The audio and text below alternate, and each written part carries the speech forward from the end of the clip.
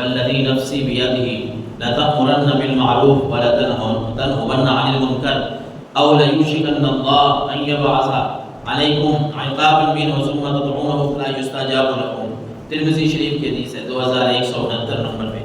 آقا کریم علیہ السلام نے فرمایا مجھے اللہ کی قسم ہے، قسم ہے اس ذات کی جس کے قبضہ قدرت میں میری جان ہے، کہ جب تک تم نیکی کا حکم کرتے رہو گے، برائیوں سے منع کرتے رہو گے تو پھر تو ہے ٹھیک، اور اگر تم نے نیکی کرنے کا حکم چھوڑ دیا، برائی سے منع کرنا چھوڑ دیا، تو پھر اللہ کے نبی نے فرمایا پھر تمہارے اوپر صرف عذاب ہی نازل نہیں ہوگا بلکہ اللہ تمہاری دعاؤں کو بھی قبول نہیں کرے گا۔ اللہ اکبر، استغفر اللہ العظیم۔ یعنی دعاؤں کے قبول نہ ہونے کے اور بھی بہت ساری وجوہات ہیں کہ دعا بندے کی قبول کیوں نہیں ہوتی۔ جس طرح پیچھے ہم نے کسی جمعے پہ پڑھا کہ جب بندہ حلال رزق کا اہتمام نہیں کرتا نا، اللہ دعا کو قبول نہیں کرتا۔ اسی طرح یہاں اس حدیث مبارکہ میں، اور اس سے اگلی حدیث مبارکہ میں آپ کو سنا، حضور نے فرمایا تم ضرور نیکی کا حکم دو گے اور برائی سے منع کرتے رہو گے، ورنہ اللہ تم میں بدترین لوگوں کو تمہارے اوپر مسلط کر دے گا۔ ہمارا یہ بھی گلہ شکوہ رہتا ہے کہ فلاں ہمارے اوپر کیوں مسلط ہو گیا ہے، فلاں کیوں آ گیا ہے۔ حضور علیہ السلام نے فرمایا جب تم برائی کا حکم، نیکی کا حکم نہیں کرو گے، برائی سے روکو گے نہیں، اللہ تمہارے اوپر ایسے لوگوں کو مسلط کر دے گا جو بدترین لوگ ہوں گے، وہ تمہارے بٹیرے بن جائیں گے۔ اور پھر اللہ کے نبی صلی اللہ علیہ وسلم نے فرمایا تمہارے نیک لوگ جو ہیں وہ دعائیں کریں گے، رب دعائیں قبول نہیں کرے گا، دعائیں تمہاری قبول نہیں ہوں گی، نیک لوگ دعا کر رہے ہوں گے۔ حدیث کے الفاظ ہیں کہ جب تم اچھائی کا حکم نہیں کرو گے، برائی سے روکو گے نہیں، لوگوں کو اللہ اور اس کے رسول کی باتیں بتاؤ گے نہیں، حضور نے فرمایا پھر یہ بات یاد رکھو کہ جتنا بھی کوئی نیک ہوگا وہ دعا کرے گا، اللہ اس کی دعا کو قبول نہیں کرے گا۔ اتنی بڑی وعید ہے اور سخت سزا ہے، یوں سمجھ لیں۔ حضرت ام المؤمنین عائشہ صدیقہ رضی اللہ تعالیٰ عنہ فرماتی ہیں سمعت رسول اللہ صلی اللہ علیہ وسلم یقول مروا بالمعروف وانہوا عن المنکر قبل ان تدعوا فلا یستجاب لکم۔ حضرت ام المؤمنین عائشہ صدیقہ رضی اللہ تعالیٰ عنہ کا فرمان بھی یہی ہے، وہ کہتی ہے میں نے بھی رسول اللہ صلی اللہ علیہ وسلم سے سنا کہ آپ فرما رہے تھے لوگوں نیکی کا حکم کرو، برائی سے روکو، لوگوں کو برائی سے روکو، اس سے پہلے کہ اللہ تمہاری دعائیں قبول کرنا رد کر دے، اس سے پہلے کہ رب تمہاری دعا قبول نہ کرے، تم نیکی کا حکم کرتے رہو اور برائیوں سے لوگوں کو روکتے رہو۔ ان آیات اور ان احادیث مقدسہ سے پتہ چلتا ہے کہ بندے کو صرف اپنی نہیں سوچنی، ویسے بھی کوئی بھی معاملہ ہو، کوئی بھی معاملہ ہو، وہ ہم جب صدقے کے بارے میں سوچتے ہیں، زکوٰۃ کے بارے میں سوچتے ہیں، یعنی ہمارا دین اسلام کیسا خوبصورت دین ہے کہ ہمیں جن کے پاس پیسہ ہے، مال و دولت ہے، اللہ نے ان کو حکم دیا کہ تم زکوٰۃ ادا کرو، اس لیے حکم دیا تاکہ جو غریب لوگ ہیں، غربا ہیں، فقراء ہیں، ان تک یہ پیسہ پہنچ جائے، ان کا بھی خیال رکھا جائے۔ نفلی صدقے کے بارے میں اللہ کا قرآن اور نبی کا فرمان ہمیں ملتا ہے کہ نفلی صدقہ بھی کرو، اس کا بھی یہی مطلب ہے کہ دوسرے لوگوں کے جو دکھ درد ہیں ان میں تم شامل ہو جاؤ، وہ لوگ بھی تمہارے ساتھ اچھی زندگی بسر کر سکیں۔ اور جب نیکی اور برائی کی بات آئی تو یہاں بھی اللہ کے نبی صلی اللہ علیہ وسلم نے فرمایا، اس کو بند کر دیا، اللہ کے نبی صلی اللہ علیہ وسلم نے فرمایا کہ نیکی کا حکم دو، برائی سے روکو، اور صرف تم نے نیکی کیا ہو، نیکی پہ پابند نہیں ہونا بلکہ دوسروں کو بھی کہنا ہے۔ اور اسی طرح برائی کا بھی اللہ کے نبی صلی اللہ علیہ وسلم نے فرمایا، بلکہ قرآن مجید فرقان حمید کی آیت ہے آل عمران کی 110 نمبر،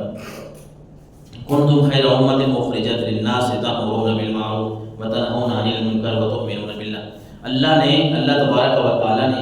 اس امت کی، یعنی ہماری امت محمدیہ صلی اللہ علیہ وسلم کی تعریف فرمائی ہے۔ احادیث رسول میں بھی کئی باتیں ایسی ملتی ہیں، یہ قرآن کی آیت ہے آل عمران کی 110 نمبر، یہاں رب نے فرمایا کہ اے نبی آپ کی جو امت ہے نا یہ بہترین امت ہے، اور یہاں وجہ یہ بیان فرمائی تأمرون بالمعروف وتنہون عن المنکر وتؤمنون باللہ، یہ وہ لوگ ہیں جو اللہ پر ایمان رکھتے ہیں، لوگوں کو نیکی کا حکم کرتے ہیں اور برائی سے روکتے رہتے ہیں۔ اس لیے اے نبی آپ کی امت بہترین امتوں میں سے ایک بہترین امت ہے کہ یہ لوگ خود نہیں، صرف آپ نہیں عمل کرتے بلکہ دوسروں کو بھی اس کی دعوت دیتے ہیں، نیکی کی دعوت دیتے رہتے ہیں۔ اور کبھی اللہ کے نبی صلی اللہ علیہ وسلم نے فرمایا ان اللہ لا يسأل العبد يوم القيامة حتى يقول ما منعنك إذ رأيت المنكر ان تنکرہو، اللہ کے نبی صلی اللہ علیہ وسلم نے فرمایا قیامت کا دن ہوگا، اللہ تبارک و تعالیٰ ایک بندے سے سوال کرے گا۔ یہ ان لوگوں کے لیے ہے کہ ہمارا جس طرح ایمان کا کمزور درجہ ہے، ہم دن بدن جو ہے وہ برائیوں کی طرف جا رہے ہیں اور کمزور ہوتے جا رہے ہیں۔ میں جس طرح عرض کر رہا تھا کہ ہمارے گلی محلے میں اگر کوئی غلط کام ہو رہا ہے تو ہم اس کو روکنے کے لیے طاقت نہیں رکھتے۔ ہمیں پتہ ہے کہ ہم روکیں گے تو یہ فساد کریں گے، ہمارے ساتھ لڑائی کریں گے، جھگڑا کریں گے، تو پھر ہم نے کیا کرنا ہے؟ پھر ہم خاموش رہیں گے۔ اور اللہ کے نبی نے فرمایا اس کام کو تم دل میں ضرور برا سمجھو، دل میں برا جانو کہ یہ کام غلط کر رہے ہیں، اللہ اور اس کے رسول کی نافرمانی والا کر رہے ہیں۔ لیکن اللہ کے نبی صلی اللہ علیہ وسلم نے فرمایا ایسا آدمی جو دنیا میں کڑھتا تو رہا ہے کہ یہ برا کام ہو رہا ہے، یہ غلط کام ہو رہا ہے، وہ اس بات پہ پریشان تھا، افسردہ تھا، لیکن اتنی ہمت نہیں تھی، طاقت نہیں تھی، لوگوں کو کیسے منع کرتا؟ لوگ گلے پڑ جاتے ہیں۔ تو ایسے آدمی کے لیے حضور نے فرمایا ایسا آدمی قیامت والے دن رب کے سامنے آئے گا، اللہ تبارک و تعالیٰ اس سے پوچھے گا ما منعک اذ رأیت المنکر، جب تو نے گناہ دیکھا تھا، گناہ ہو رہا تھا، تو نے اسے منع کیوں نہیں کیا؟ تو نے اسے روکا کیوں نہیں؟ اور پھر فَإِذَا لَقَّنَ اللَّهُ عَبْدًا حُجَّةً، وہ بندہ چپ کر جائے گا، خاموش ہو جائے گا، رب خود اس کو جواب سکھائے گا، رب خود اپنی رحمت فرمائے گا اور اس کو بتائے گا۔ وہ جواب جب نہیں دے سکے گا نا کہ اب میں اللہ کے سامنے کیا کہوں، میں تو مجبور آدمی تھا، میں کمزور تھا طاقت کے حوالے سے، وہ جو گناہ کر رہا تھا وہ مجھ سے کہیں آگے تھا، وہ تو فسادی آدمی تھا، میں اگر اس کو روکتا وہ تو میرے گلے پڑ جانا تھا، اس نے میرے ساتھ دشمنی پال لینی تھی، میرا سکون برباد کر دینا تھا۔ وہ ساری باتیں اس کے ذہن میں اب اللہ کے سامنے پوچھا جا رہا ہے، رب پوچھ رہا ہے کہ بندے گناہ ہو رہا تھا، تم نے گناہ سے روکا نہیں، اب یہ خاموش پڑا ہے۔ اللہ ایسے بندے کو خود جواب، کیونکہ یہ مجبور ہے، یہ بندہ مجبور ہے کہ یہ گناہ سے منع کرنا چاہتا ہے لیکن کر نہیں سکتا، ہمت نہیں ہے،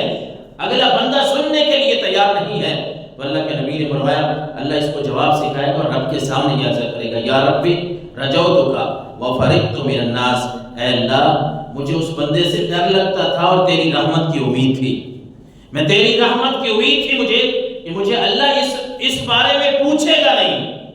اور مجھے اس سے ڈر لگتا تھا سامنے والے سے کہ اگر میں نے اس کو گناہ سے روکا تو یہ میرے ساتھ لڑائی کرے گا، اور میں یہ بات سمجھتا تھا کہ اس کو روکنا چاہیے، میں دل میں کڑتا تھا، مجھے افسوس ہوتا تھا، لیکن میں یہ بات ذہن میں رکھتے ہوئے کہ اللہ کی رحمت بڑی وسیع ہے، میں اگر یہ کام نہیں کر سکتا تو اللہ مجھے معاف کرے گا۔ رب العالمین اس بندے کی بات سن کے فرمائے گا کہ اے میرے بندے چلو اتنا تو ہے نا کہ تو برائی دیکھتا تھا، تیرے دل میں